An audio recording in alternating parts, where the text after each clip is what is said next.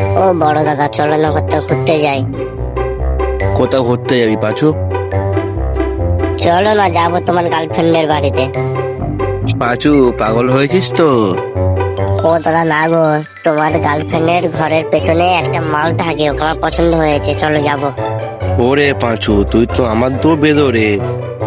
দাদা এইভাবে বলুন, তোমার দিয়ে তো শিখেছি আমি, বলো। আরে পাঁচু, তুই আমার দিয়ে কবে শিখলি? দাদা তুমি একটু ভেবে দেখো। আমার মনে পড়ছে না রে পাঁচু, তুই তো বল।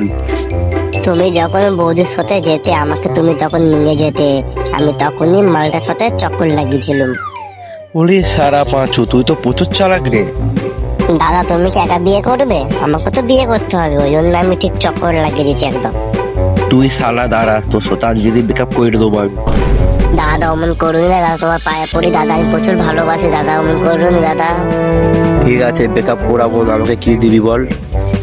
তোমার সাথে বৌদির বিয়েটা আমি দেবো, চলো। পাঁচু ঠিক দিবি তো? হ্যাঁ গো দাদা দেবো, তুমি চলো না। ঠিক আছে পাঁচু, আর কাঁদিস না, চ দেখি। ঠিক আছে দাদা, চলো।